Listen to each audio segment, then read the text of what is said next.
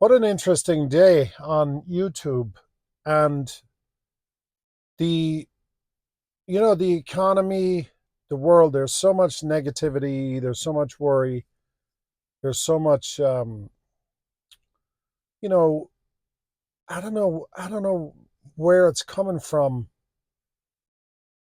There's a genuine fear among people that things are really, really bad. And I'm frankly, in many ways, I'm not seeing it. I don't see it that way. Um, People are really on edge. They appear to be really scared. Now, of course, a lot of this is being brought on by social media and including YouTube. I mean, sometimes I see stuff on YouTube that makes me cringe. But I always have to believe that most people have common sense. Like most people, take a minute to just research a subject or a point or whatever. I actually got into I shouldn't call it an argument, but a heated discussion on my channel today on another video that I did on Tesla full self-driving and how safe it is. And these series of attacks started to come in, and I welcome those. I welcome people that disagree with me, because if you're not listening to people who disagree with you, you'll never learn anything. But what fascinates me is these people are very articulate. Um, if they don't have somebody writing for them, they certainly know how to phrase things and how their wording works. But they come back to me with these comments and these statistics or whatever that are like completely false. And in a setting like this, we have nothing to gain. I have nothing to gain by telling people that full self-driving is the safest thing in the world. I believe it is. I really believe it is. Nobody pays me to say that. And I'm sure nobody's paying them to say that it's not. It's killing people. People are dying, and LiDAR is better and all this stuff. But I guess maybe it's because I'm a little older, but there's no excuse now for any human being, especially in America or Europe or developed countries. There's no excuse for you to have bad information. It takes you a second, literally, well, let's call it 2 seconds. Open up an app like ChatGPT, ask the app a question, and you will get a detailed answer. In fact, if you use the voice mode, you can have a full-blown conversation, and you will get legitimate information. Like it's sometimes it can be a little off, but it's rarely is it completely deceptive. And it's funny, with all this technology and with all the stuff that's out there and all the information that's available, people still quote headlines. They'll come back with just these ridiculous arguments. And there's no need for it. There's no need for you to be brainwashed by anybody in today's society. I mean, information is everywhere. It's everywhere you look. And this little device that we're communicating, I presume you're probably on a smartphone. Turns out most of the people who watch these videos are on smartphones, just like I'm on a smartphone. This device is like, it makes an encyclopedia look like something for stupid people. Like, there's so much. This is the internet. This is every college in the world, every language in the world, every discussion in the world, every technology in the world. And, electric vehicles, combustion engine vehicles, LiDAR, radar, battery power. Everything is right there at your fingertips. So I sometimes feel that people are so insecure or so maybe abused or left out, or there's something going on in their lives that they know this, they know that they're wrong, but I think they get some kind of a thrill out of the argument. And let's face it, we all know people that love to argue. You know, they will argue with you all night long, and then if you actually start to agree with them, and I've done this to people, you should do this. It's a lot of fun. If you argue and argue and argue and argue over a subject, and then you gradually you ease back into kind of agreement, and you will find that when you get to a certain point in the agreement phase, then they start arguing with you on the agreement. So they just love to argue. And the other thing I sense is when I point out things, one gentleman said something to me today, and he was just flat out wrong. And I responded, and I said, look, I said, honestly, if you just do a couple of searches, you would see that what you're saying is factually incorrect. Like, it's absolutely incorrect. It's been proven over and over again. Don't take my word for it. Just do that. And then he comes back and he goes, well, what a condescending, blah, blah, blah, blah, blah. I won't use the language that he used. And I was like, I didn't respond to that because you can't. There was nowhere in there that I was being condescending. I was simply pointing out the fact that this person was completely wrong. So I do believe that a lot of this has to do with ego, and men are the worst. We have these giant egos, and we just can't sometimes get out of our own way. Easy for me to say. I'm a man, but I'm a little older. When I was younger, I did all these things. But when I was younger, I didn't have the same access to all this information that we have today. And I've said this before, and I'll say it again. Many times, men are destroyed more by their ego than circumstances. I've seen people destroy business deals. I've seen them destroy relationships. I've seen them destroy friendships. All over pure, unadulterated ego. And it's such a weakness. People think, because you're macho and you're strong and you have this big ego that it makes you strong. It doesn't. It actually makes you weak. You look weak. When somebody comes back at me with some strong ego or this strong alpha male type thing, you look so weak in my eyes. And I feel it. All I feel from you is weakness. And, I've been told by a lot of people that I make people angry just by not responding. And that's very true, because if somebody is coming at you with an ego or with an argument that's unfounded, and you know that that's where it's coming from, I don't have the time or the patience, and I'm certainly not going to waste my oxygen trying to defend myself or trying to feed your ego, because my ego's perfectly intact. I have nothing. I'm not better than anybody. I'm not worse than anybody. I'm not smarter. I'm not dumber. I'm not I'm not in a position to solidify your ego. And if that's what you come to me for, you're going to be disappointed, and you're going to walk away mad, because when I don't react, you bring these things up because you want me to react.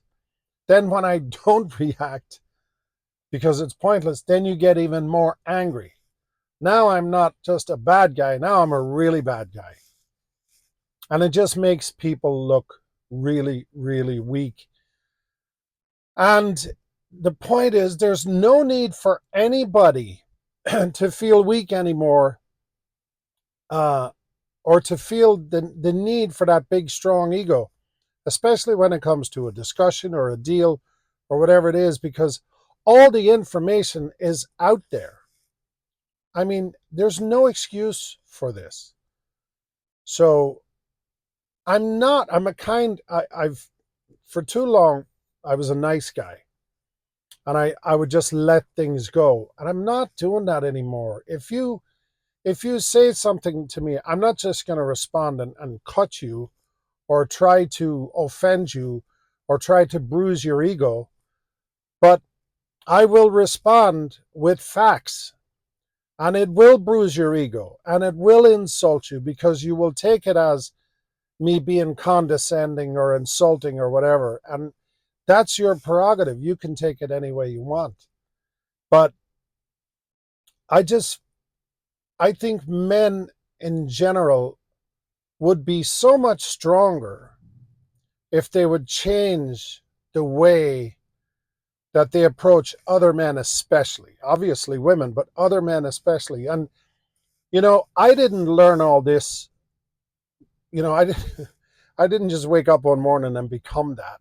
It took me years and years and years to learn human behavior and how to communicate with people and how to interact with people and how to come from a place of good, but also be firm in your dealings and be firm in your requirements. Like there has to be, even in an argument, there has to be some form of give and take or some form of a win-win conversation.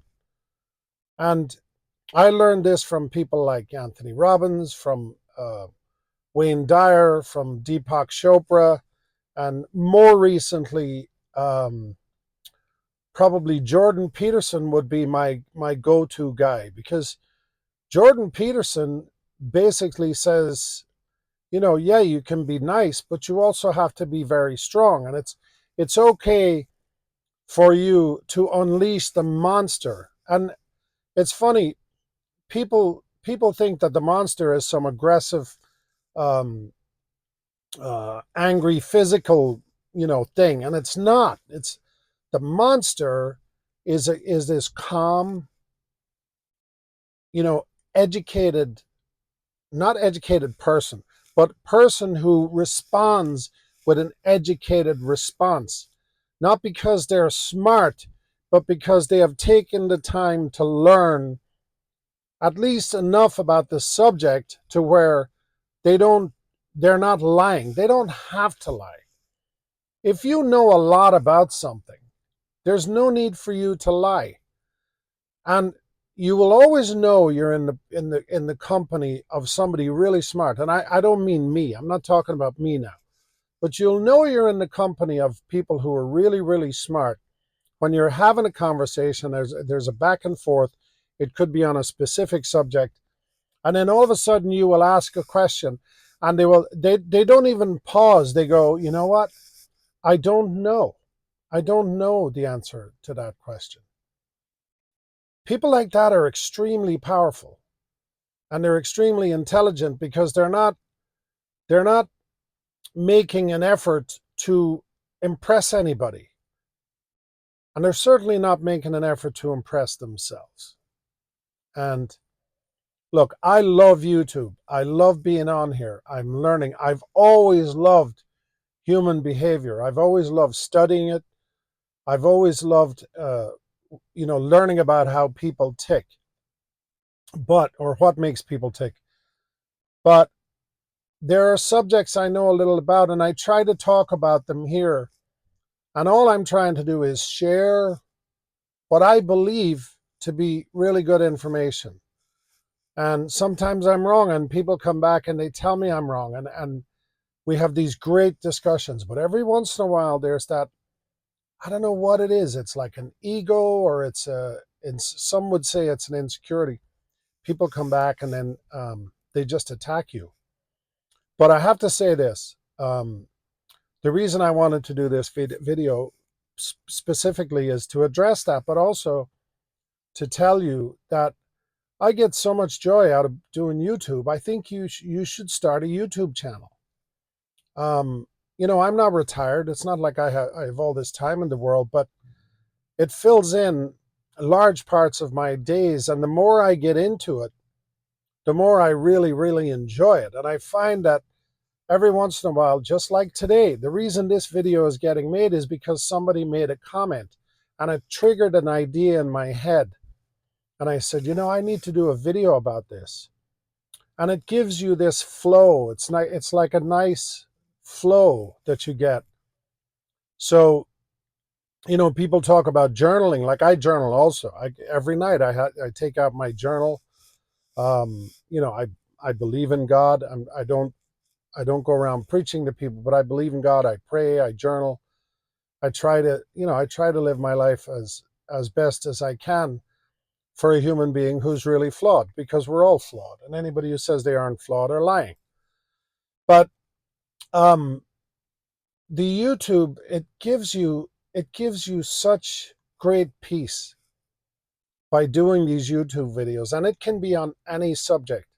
One of the reasons one of the reasons my channel is not growing is because I'm all over the place. They all say, well, if you do a YouTube channel, you got to find a niche and you got to talk about that and you got to keep pushing that out there. And like, I could be doing a video tomorrow on SpaceX, or I could be doing a video the next day on minimalism, or on being frugal, or on the restaurant industry, or on whatever it is I'm thinking about that day. So my channel will never grow, but it's not meant to grow. I'm meant to grow. And I don't mean in size. I've done a good job on that as it is. But I think this is an experience that will help you grow.